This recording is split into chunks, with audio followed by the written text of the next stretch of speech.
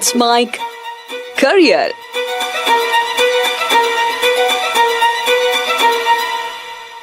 Let's Mic के day in history कार्यक्रम में आज हम बात करेंगे 8 जून के इतिहास की। 1936 में आज ही के दिन भारतीय रेडियो सेवा को ऑल इंडिया रेडियो नाम दिया गया। इससे पहले इसे इंडियन स्टेट ब्रॉडकास्टिंग सर्विस के नाम से जाना जाता था। आगे चलकर इसे आकाशवाणी के नाम से जाना गया। देश में रेडियो की शुरुआत 23 जुलाई 1927 को हुई। रेडियो क्लब ऑफ बॉम्बे से शुरू हुआ सफर आज देश की 99% से अधिक आबादी तक पहुंच चुका है। 23 जुलाई 1927 को बॉम्बे और 5 महीने बाद कलकत्ता में रेडियो का प्रसारण शुरू हुआ। 12 साल बाद अक्टूबर 1939 में ऑल इंडिया रेडियो की विदेश सेवा शुरू की गई। इसी साल पहली बार पश्तो भाषा में भी प्रसारण शुरू हुआ। आजादी के समय भारत में 9 रेडियो स्टेशन नियमित प्रसारण करना शुरू कर चुके थे, लेकिन जब भारत पाकिस्तान अलग हुए तब इनमें से 3 स्टेशन पाकिस्तान में चले गए। उस समय तक भारत के केवल 11% आबादी तक ही ऑल इंडिया रेडियो की पहुंच थी। 1956 में ऑल इंडिया रेडियो को आकाशवाणी नाम दिया गया और अगले ही साल विविध भारती शुरू किया गया। कहा जाता है कि रेडियो सीलोन को टक्कर देने के लिए विविध भारती शुरू किया गया। धीरे धीरे आकाशवाणी में कार्यक्रमों का विस्तार किया गया। संगीत, नाटक, क्रिकेट कमेंट्री और अलग अलग विधाओं से जुड़े प्रोग्राम प्रसारित करना शुरू हुए। आज आकाशवाणी दुनिया के सबसे बड़े ब्रॉडकास्टिंग संस्थानों में से एक है। देश भर में 262 रेडियो स्टेशन के जरिए भारत की 99% से अधिक आबादी तक इसकी पहुंच है। 25 से भी ज्यादा भाषाओं में 100 से भी ज्यादा देशों में आकाशवाणी के जरिए प्रसारण किया जाता है। आकाशवाणी का समाचार विभाग रोजाना अलग अलग भाषाओं में 647 समाचार बुलेटिन का प्रसारण करता है। 8 जून के दिन ही एयर इंडिया ने अपनी पहली अंतर्राष्ट्रीय उड़ान भरी। 8 जून वर्ष 1948 दिन था मंगलवार, रात के करीब 10 बजे, जब मुंबई के सांता क्रूज एयरपोर्ट पर आम दिनों के मुकाबले चहल पहल ज्यादा थी। रात करीब 11:15 बजे एयरक्राफ्ट ने उड़ान भरी और इसी के साथ भारत के इतिहास में यह दिन सुनहरे अक्षरों में लिख दिया गया। यह एयर इंडिया की पहली इंटरनेशनल फ्लाइट थी। 8 जून को उड़ा यह विमान 10 जून को लंदन पहुंचा। करीब 5000 किलोमीटर के सफर के दौरान यह विमान कायरो और जिनेवा 2 स्थानों पर रुका। विमान में JRD टाटा और जामनगर के नवाब आमिर अली खान को मिलाकर कुल 35 लोग सवार थे। इस विमान को मालाबार प्रिंसेस नाम दिया गया।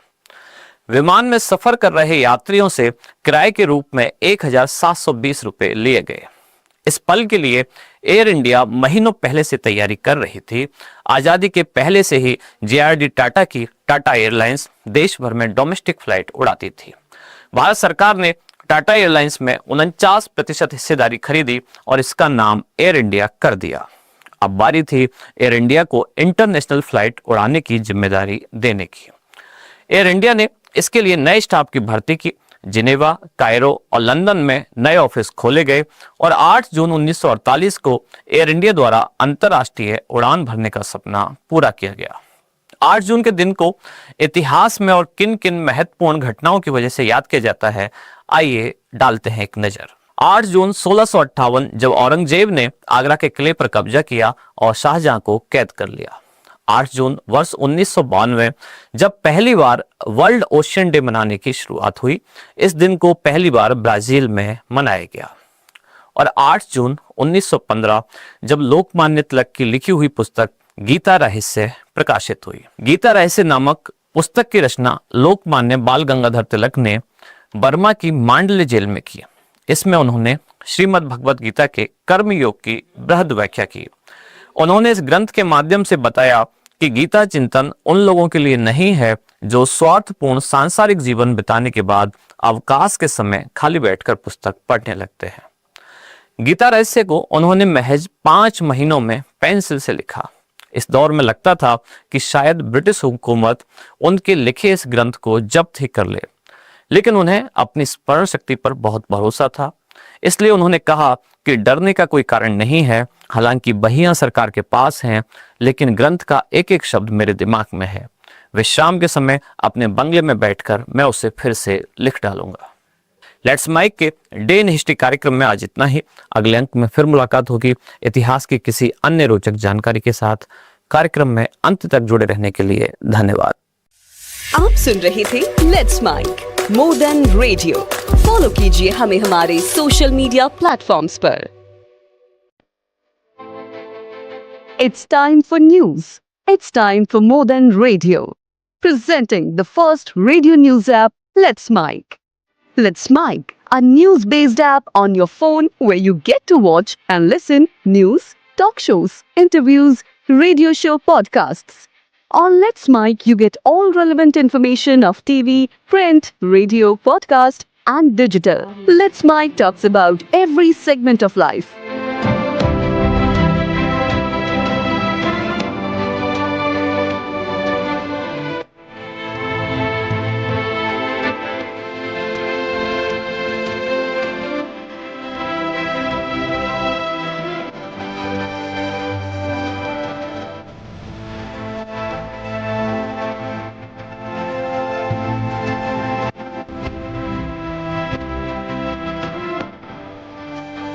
Let's Mic is not just a revolutionary idea. Download the app now from Play Store. Available both on Android and iOS mobile phones. Follow us on YouTube, Instagram, Twitter, LinkedIn, Facebook, Telegram, WhatsApp, Snapchat. Let's talk, let's connect, and let's Mic.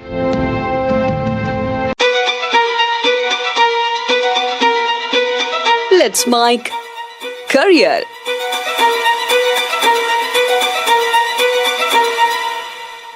नमस्कार, let's mic policy watch में आज बात आयुष्मान भारत योजना की। आयुष्मान भारत योजना भारत सरकार की एक महत्वाकांक्षी स्वास्थ्य बीमा योजना है, जिसे प्रधानमंत्री नरेंद्र मोदी द्वारा झारखंड के रांची से 23 सितंबर 2018 को शुरू किया गया। यह योजना राष्ट्रीय स्वास्थ्य नीति 2017 की सिफारिशों पर आधारित है और इसका उद्देश्य यूनिवर्सल हेल्थ कवरेज को प्राप्त करना है, ताकि कोई भी नागरिक स्वास्थ्य सेवाओं से वंचित न रहे। इसके दो मुख्य घटक हैं, एक स्वास्थ्य और कल्याण केंद्र, दूसरा प्रधानमंत्री जन आरोग्य योजना, जो गरीब और कमजोर परिवारों को मुफ्त इलाज देने का वादा करती है। सामाजिक और आर्थिक जातीय जनगणना 2011 के आधार पर 10 करोड़ 74 लाख गरीब और वंचित परिवार यानी लगभग 50 करोड़ लोग इस योजना के तहत पात्र हैं। 2024 में इसका दायरा बढ़ाया गया और इसमें 70 वर्ष की आयु के ऊपर के लगभग सभी वरिष्ठ नागरिकों को भी जोड़ा गया है, चाहे उनकी आर्थिक स्थिति कैसी भी क्यों ना हो। इस योजना के तहत पात्र प्रत्येक परिवार को प्रतिवर्ष 5 लाख रुपए तक का कैशलेस स्वास्थ्य बीमा दिया जाता है।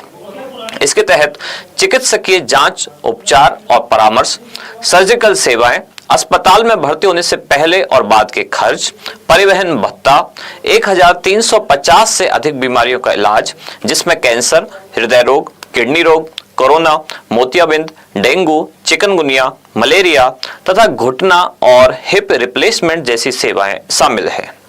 इसके तहत आने वाले लाभार्थी देश भर के 29,000 से अधिक सूचीबद्ध सरकारी और निजी अस्पतालों में कैशलेस और पेपरलेस इलाज करवा सकते हैं।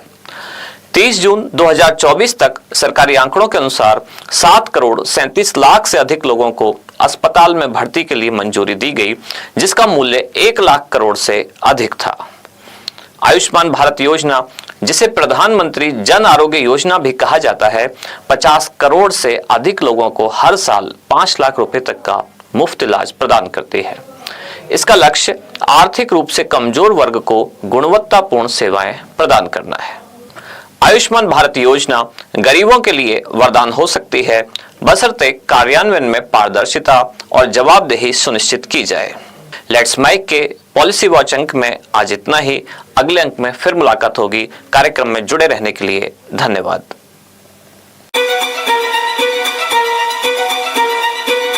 Let's Mic Career.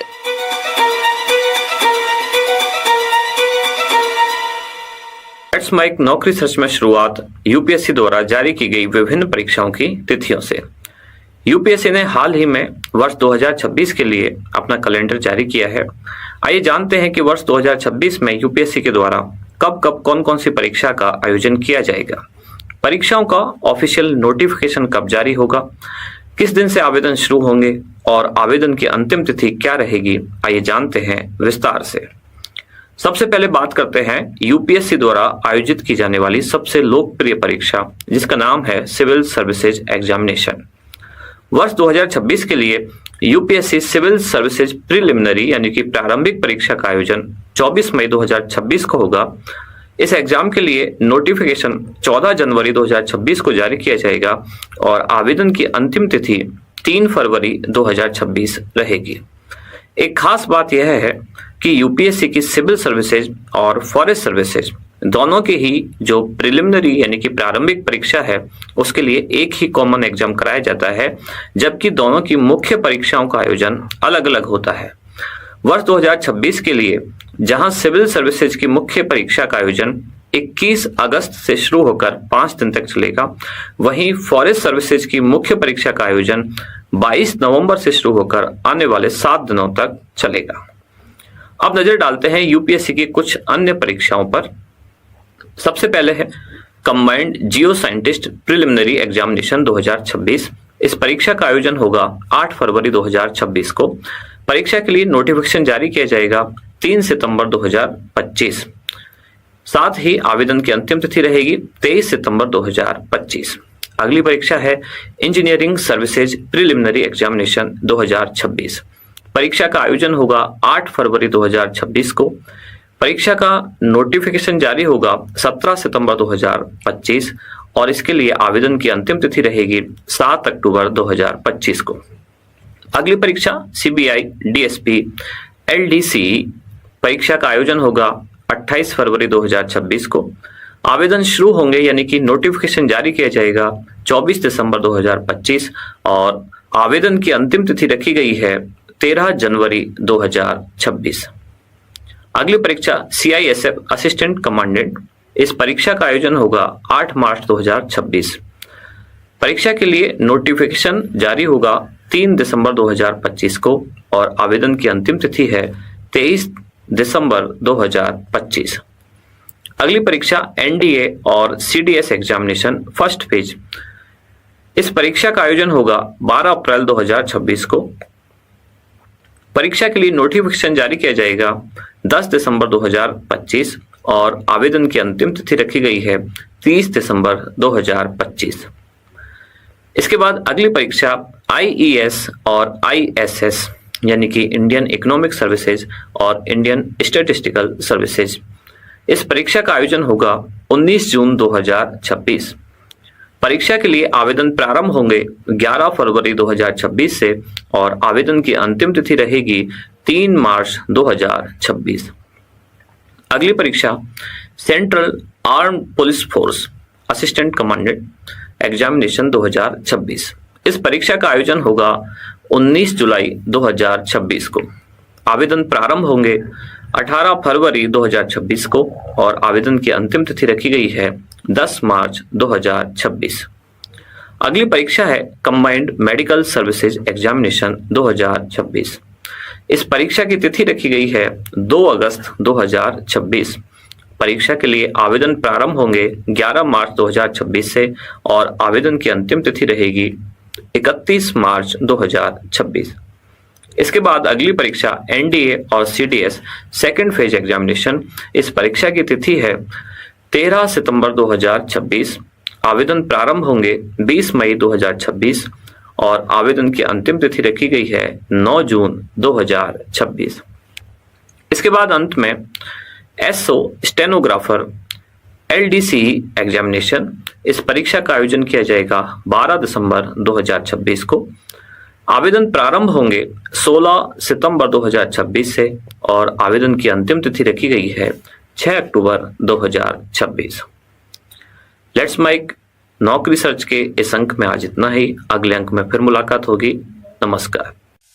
आप सुन रहे थे Let's Mic more than radio. Follow कीजिए हमें हमारे सोशल मीडिया प्लेटफॉर्म्स पर।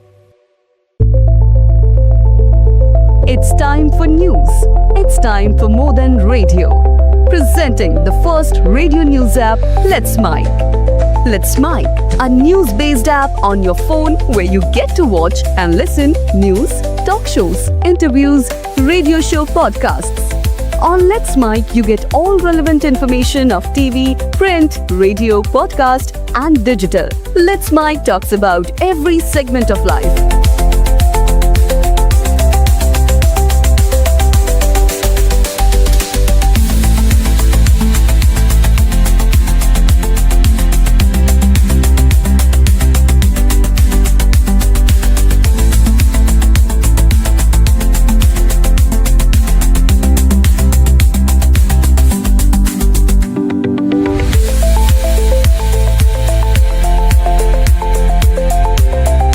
Let's Mike is not just a revolutionary idea. Download the app now from Play Store. Available both on Android and iOS mobile phones.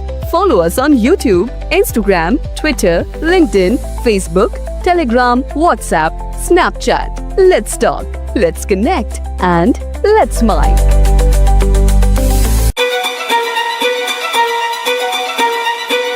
Let's Mike. Career.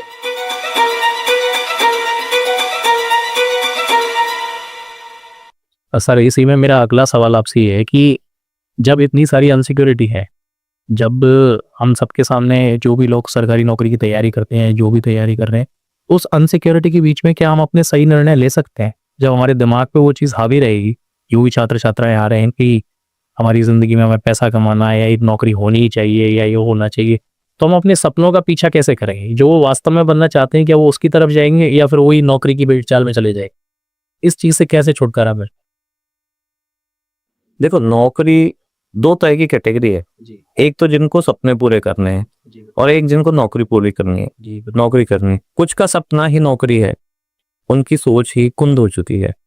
ये हालांकि उनकी सोच में अब धार नहीं है।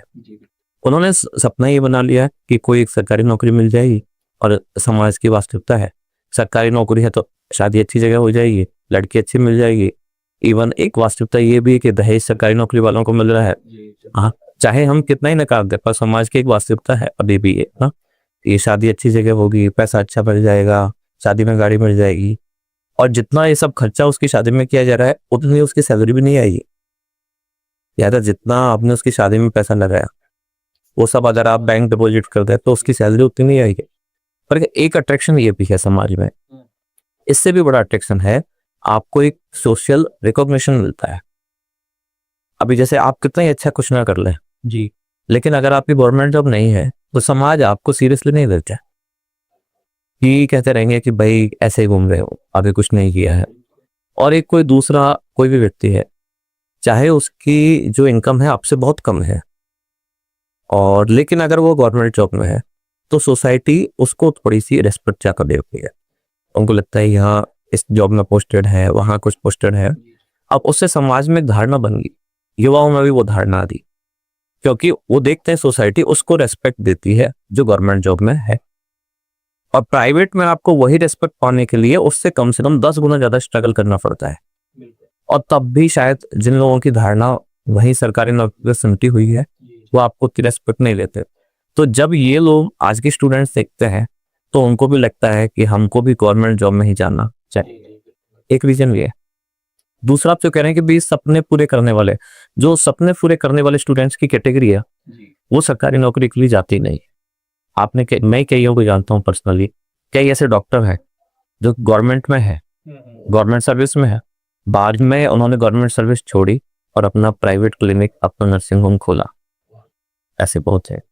कई ऐसे, जैसे अभी कोचिंग इंस्टीट्यूट्स में भी देखता हूँ मैं, कई ऐसे टीचर हैं जो गवर्नमेंट जॉब में थे, बाद में वहां से छोड़ के आए और अपना कोई स्टार्टअप्स किया। अच्छा, कोचिंग की बात से आ रहा, सबसे बड़े एग्जांपल है अभी दृष्टि IAS के जो विकास त्रिवेदी। अब हम लोग जिस नौकरी के लिए भाग रहे हैं वो जॉब उनके पास थी, वो उसको छोड़ के आए और अपना कुछ स्टार्ट किया।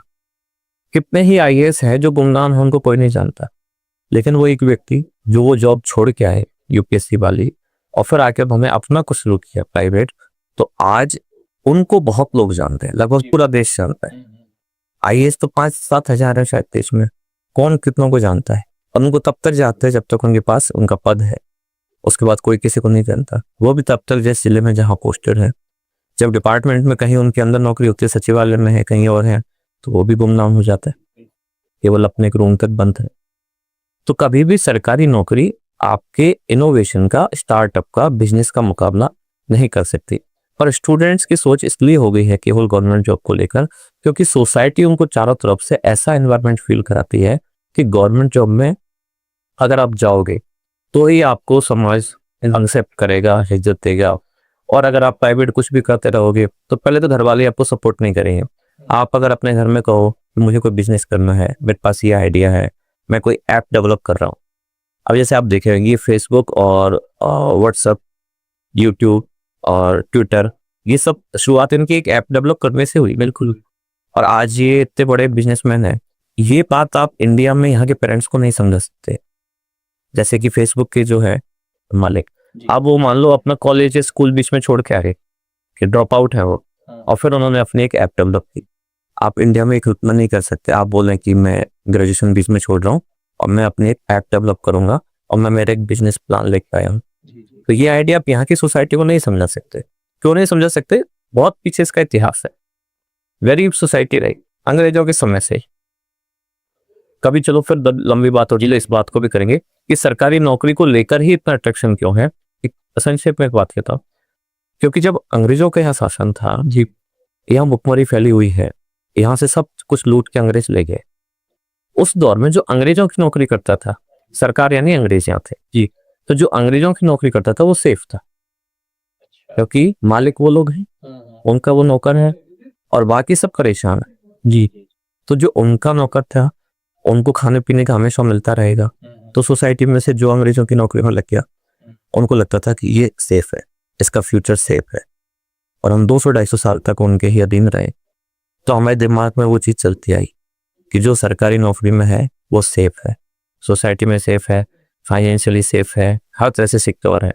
तो वो अभी उस धारणा को टूटने में टाइम लगेगा, टूटनी शुरू हुई है। जैसे कास्ट सिस्टम है, इंटरकास्ट मैरिज अब स्टार्ट हुई है, लेकिन अभी उसको टूटने में बहुत लंबा समय लगेगा। ऐसे ही 200 साल तक सरकारी नौकरी बनी रही, इतना बड़ा क्रेज बना रहा, तो आज ही छूटने वाली नहीं है। और अब छूटनी शुरू हुई है, धीरे धीरे ये चीजें होंगी। और आप देखेंगे आज से 20 साल बाद, 25 साल बाद कि अब उतना क्रेज इन चीजों में नहीं रही जी। बिल्कुल सर, अब मैं चर्चा पे वापस आता हूँ। जय वो हमारे मूल सवाल पे छात्रों को लेकर। छात्रों के सामने सर समस्या होती है जब वो पढ़ाई करते हैं, किसी भी कॉम्पिटिटिव एग्जाम की तैयारी कर रहे हैं, तो नींद को लेकर एक बड़ी समस्या है समय साथ में कि रात को अच्छे से नींद नहीं आ रही है, या आ रही है तो बहुत ज़्यादा आ रही है। तो इन सारी चीज़ों से कैसे बचा जाए जब आप किसी कॉम्पिटिटिव एग्जाम की तैयारी कर रहे हैं या प्री एग्जाम की तैयारी कर रहे हैं, कुछ भी, या पढ़ाई कर रहे हैं? देखो, मेरा जो अनुभव है ना जी, नींद कोई समस्या नहीं है। आपकी बॉडी की ना कुछ नीड होती है, बेसिक रिक्वायरमेंट। जैसे नींद आपकी बॉडी की रिक्वायरमेंट है, खाना आपकी बॉडी की रिक्वायरमेंट है जी। इनसे आपको समझौता नहीं करना चाहिए। जैसे आप स्वस्थ शरीर के लिए आपको स्टूडेंट लाइफ में, यानी कि मैं मानता हूँ कि 15 से लेकर 25 की जो एज है उसमें जी 7-8 घंटे की नींद काफी है। तो 7-8 घंटे आप आराम से सो, नींद के साथ कोई कॉम्प्रोमाइज करने की जरूरत नहीं है। नींद कभी भी आपका टाइम वेस्ट नहीं करती है। आपका टाइम वेस्ट होता है उठने के बाद बाकी सारे कामों में इधर उधर टाइम पास करने से। जैसे आप मोबाइल चलाए जा रहे हैं या कुछ और बात कर रहे हैं, कहीं तो करते ही जा रहे हैं, ऐसे ही बैठे हैं, टहलने जा रहे हैं, मूवी चला ली तो चलती ही जा रही है। नींद कोई टाइम वेस्ट नहीं होता। अब स्टूडेंट्स को क्या लगता है कि नींद में कटौती करनी है, सबसे पहले वो अपना टाइम टेबल बनाएंगे तो सबसे पहले नींद में कटौती करेंगे। अब नींद में कटौती करने, आप अगर नींद में कटौती कर भी दे तब भी क्या होगा, अब आपकी एफिशिएंसी उतनी नहीं रही। कई बार मैं क्लास में भी ये एग्जांपल देता हूँ कि एक स्टूडेंट जो 8 घंटे सो के आया है, और मान लेते हैं कि उसने पूरे दिन में बाकी के टाइम 8 घंटे पढ़ाई करी सेल्फ स्टडी। दूसरा स्टूडेंट जो 4 घंटे सो के आया है और उसने ये 4 घंटे एक्स्ट्रा पढ़ाई में दे दी है, वो उसने 12 घंटे पढ़ाई। समझ रहे आप? एक 8 घंटे सोया और 8 घंटे पढ़ाई करी, एक 4 घंटे सोया और उसने 12 घंटे पढ़ाई की, 4 घंटे वहां से काट जी। आउटपुट आप दोनों का देखेंगे ना, तो जो 8 घंटे सो के और 8 घंटे पढ़ रहा है उसका आउटपुट ज्यादा आएगा। क्यों? उसका दिमाग फ्रेश है, उसकी क्षमता अच्छी है। वो 8 घंटे में जो मेहनत करेगा, जो जिस क्षमता से काम करेगा, वो उससे ज्यादा अच्छी होगी जो 12 घंटे में काम कर रहा है 4 घंटे सो के। क्योंकि पढ़ना कोई फिजिकल वर्क नहीं है। ये कोई ऐसा नहीं है कि आपको कहीं हथौड़े चलाने हैं तो 4 घंटे सो के 4 घंटे ज्यादा आपने दीवार तोड़ दी। ज़्यादा काम हो जाएगा। यहाँ आपका दिमाग जितना अलर्ट रहेगा, आप उतनी ज़्यादा एफिशिएंसी से काम कर पाएंगे। यहाँ टाइम का रोल है ही नहीं कि आपने 6 घंटे पढ़ाई किया, 7 घंटे पढ़ाई किया, 8 घंटे पढ़ाई की, इससे कोई फर्क नहीं पड़ता है। आपने जितनी देर भी पढ़ाई की है, उतनी देर में से आपका आउटपुट कितने निकल के आता है, आप कितनी एनर्जी से बैठ पाए, कितनी चीज़ें आपको समझ में आई, क्या टॉपिक जो आपके क्लियर होगा। एक मैं 12 घंटे किताब लेके बैठा रहूँ जी, 14 घंटे बैठ जाऊँ या 24 घंटे भी बैठ जाऊँ, उससे कोई फायदा होने वाला नहीं है। तो पहली बात तो ये, मैं मेरी क्लास में भी स्टूडेंट्स को कहता हूँ, आज आपके प्रोग्राम में भी ये बात मैं आपके दर्शकों को कहना चाहता हूँ कि कभी भी टाइम टेबल बनाते समय नींद में कोई कटौती करने की जरूरत नहीं।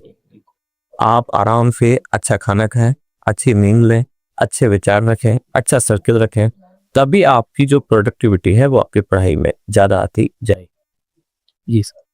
सर अगला सवाल मेरा ये है, थोड़ा लंबा चल रहा है लेकिन मुझे अच्छा लग रहा है, आपसे सुनता जा रहा हूँ, सारी चीज़ें हमारे दर्शकों के लिए भी अच्छी रहेंगी।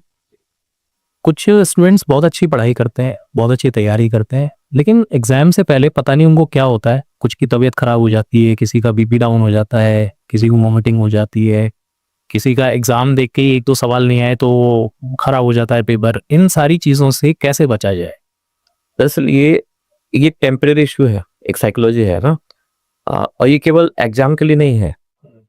कुछ लोगों में ये फिनोमेना होता है, जैसे कि अब मान लो आज ये हमारा पहला इंटरव्यू है जी, या कहीं भी आप किसी भी मंच पे जाइए, पहली बार आप जा रहे हैं तो एक नर्वसनेस होना नेचुरल है, पैरों का कांपना। जैसे आप पहली बार, जैसे आप अपने स्कूल का याद रखें, आप पहली बार कोई कविता सुनाने मंच पे आपको खड़ा कर दिया, ठीक है, तो आपको और के हाथ पैर कांपेंगे, आवाज ही नहीं, है ना। हाँ, ये परफॉर्मेंस प्रेशर इसको बोलते हैं साइकोलॉजी में। तो कभी भी आपको कुछ परफॉर्म करना है, एग्जाम में जाना है, तो आपको एक प्रेशर हमेशा रहता है, आपको लगता है कि मैं अच्छा कर पाऊंगा या नहीं कर पाऊंगा। एग्जाम में भी जो बच्चे जा रहे हैं, उनके पेरेंट्स ने बहुत सारा उम्मीद का बोझ एक लाद के भेजा है जी। जरूरी नहीं है कि पेरेंट्स नेगेटिव बोल के ही दबाव बनाए, पॉजिटिव बोल के भी दबाव बनाते हैं। जैसे मान लो, एक तो आपके पापा ने आपको बोला कि बेटा फेल हो गया ना तो घर में मत घुसना, इधर वापस मत आना, बहुत मारूंगा। ये तो है डरा के आपके ऊपर प्रेशर है। एक ये है कि आपके पापा जिस दिन आपका एग्जाम है, आपसे पहले उठ गए 4 बजे, खुद नहा धो के तैयार है, मम्मी तैयार है, आपको नाश्ता वास्ता लाया जा रहा है, घर में पूजा पाठ हो रही है, इधर आपका एग्जाम चलता है, उधर घर में हवन चालू हो गया, ये जब तक एग्जाम देगा तब तक इधर हवन चलेगा। अब ये बच्चा ये सोचता है यार मेरे लिए मेरे पेरेंट्स कितने परेशान हुए, तो उसको ये नहीं बोल रहे हैं कि तू फेल हो गया तो सोच लेना फिर क्या होगा क्या नहीं होगा, लेकिन ये जो पॉजिटिव उन्होंने एनवायरनमेंट बना लिया, ऐसा उम्मीदों का बोझ, ये भी उसके ऊपर प्रेशर क्रिएट करता है। तो पेरेंट्स को चाहना चाहिए कि हर दिन की तरह एक नॉर्मल डे ही एग्जाम हो जाए ना। तो जैसे आजकल बहुत सारे स्टूडेंट्स या सब लोग सर्किल वाले एग्जाम से पहले दूसरे को all the best, best of luck और ये सारे मैसेज भेजते हैं, ठीक है। ये चीजें भी आपको प्रेशर क्रिएट करती हैं। इससे क्या होता है, जैसे आपके पापा ने सुबह सुबह मैसेज भेजा आपको बहुत इमोशनल कि बेटा डरना मत, अच्छे से तैयारी देना, फेल हो गए तो भी कोई बात नहीं, अपने पास बहुत चीजें हैं, ये है वो है, तो वो भी चीज आपको एक प्रेशर क्रिएट करती है। मेरी सलाह ये है कि एग्जाम को भी ऐसे समझना चाहिए जैसे कि रोज का कोई दिन, जो आपका शेड्यूल है वो चलने दो। आपने अपने बच्चे को पढ़ने भेज दिया, उसको जाने दो, आपको पता है उसका एग्जाम है, बस इतना बहुत है कि हाँ टाइम से उठ गया, एग्जाम सेंटर पहुंच गया, अब उसको देने दो। ना तो बहुत ज्यादा उससे उम्मीदें करो, ना बहुत ज्यादा उसको ऐसे दबाव डालो, क्योंकि अब वो एक एज में है, उसको सब समझ है कि अपना अच्छा बुरा वो सब समझता है। और अगर वो नहीं समझता है तब भी आप हर दिन उसको नहीं समझा सकते, और अगर आपको समझाना है तो एग्जाम वाले दिन मत समझाओ। उस दिन ना तो बहुत ज्यादा ये बोल रहा है, बहुत सारे मैंने ऐसे देखे हैं एग्जाम सेंटर के बाहर भी सलाह देते हैं, जो आता है उतना ही करना, जो नहीं आता उनमें हाथ मत लगाना, नेगेटिव हो जाएगा, ये हो जाएगा, ऐसा मत करना, वैसे मत करना। इन सब बातों को जब कोई स्टूडेंट लगातार सुनता है तो उसको एक परफॉर्मेंस प्रेशर क्रिएट होता है, और यही हमारे दिमाग का एक फंक्शन है, सिस्टम जी। एक हार्मोन और ये सब जो एंजाइम होता है, डोपामिन, लीवोडोपा, एल-डोपा जिसको हम बोलते हैं, एक खुशी का हार्मोन है, गम का हार्मोन है, जैसे यानी कि आपकी साइकोलॉजी भी, उसकी जो इम्पैक्ट होते हैं वो फिजिकली भी आपको प्रभावित करने लग जाते हैं, क्योंकि आप जो सोचते हैं वैसे ही दिमाग से हार्मोन सीक्रेट होने शुरू होते हैं, वैसे ही केमिकल आपके दिमाग में, सामान्य भाषा में बोलूं, वैसे ही सीक्रेट होने लगते हैं। तो अब वो उन चीजों को बैलेंस करने के लिए आपकी बॉडी रिएक्ट करती है। जैसे कि एक साधारण उदाहरण देता हूँ, जब बुखार आता है, बुखार का मतलब हमारी बॉडी का टेम्परेचर बढ़ गया, जबकि बुखार का आना हमारे इम्यून सिस्टम का एक रेस्पॉन्स है। बुखार आने पर यानी कि जब भी हमें कोई इन्फेक्शन होता है तो हमारे बुखार आता है, कोई भी बैक्टीरिया, कोई वायरस, कोई भी पैथोजन हमारी बॉडी में अंदर आता है तो हमारी बॉडी रिस्पॉन्स करती है और जानबूझ के हमारा जो इम्यून सिस्टम है हमारे शरीर का टेम्परेचर बढ़ा देता है ताकि वो जो पैथोजन है वो बढ़े हुए टेम्परेचर से मर जाए। और हम क्या करते हैं, फिर बुखार कम करने के टैबलेट ले लेते हैं, वो टेम्परेचर कम करने के। ऐसे ही जब आप स्टूडेंट को या किसी भी बच्चे को लगातार उम्मीदों का बोझ जब डालते हैं जी, ये उसके दिमाग में बातें चलती है, फिर उसकी बॉडी रिएक्ट करती है उससे निकलने के लिए। जब लगातार उसके दिमाग में बात चलेंगी, हमारी किडनी के पास एक ग्रंथि होती है एड्रेनलिन, उससे 2 हार्मोन सीक्रेट होते हैं, एपिनेफ्रिन, नॉरएपिनेफ्रिन, ये सब रिस्पॉन्स करते हैं। अब लगातार टेंशन में है तो एड्रेनलिन, नॉरएड्रेनलिन, ये हार्मोन सीक्रेट होंगे, आपको एकदम से ब्लड प्रेशर बढ़ेगा, तक होनी शुरू होगी, आपको उल्टियां हो सकती है उसके रिएक्शन में। यानी ये सब साइकोलॉजी के ऊपर डिपेंड करता है।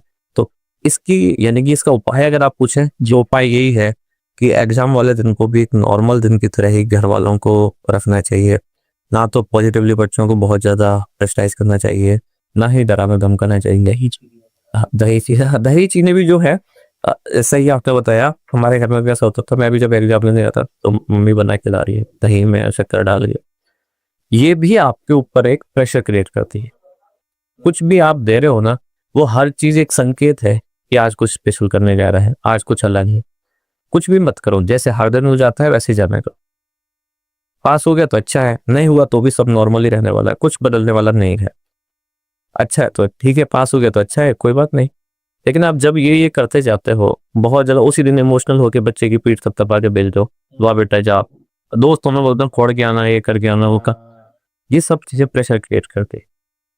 इसलिए जो स्टूडेंट्स बाहर पढ़ रहे हैं, मेरी सलाह उनको ये है कि ज्यादा सर्कल में बताओ ही मत कि आप कौन से एग्जाम की तैयारी कर रहे हो, क्या कर रहे हो, क्योंकि आप जितना बताएंगे तो लोग उतना पूछेंगे। कोई आपको पॉजिटिवली बेस्ट विश देगा, कोई नेगेटिवली कुछ ना कुछ बोलेगा। तो शांति से अपनी तैयारी करो।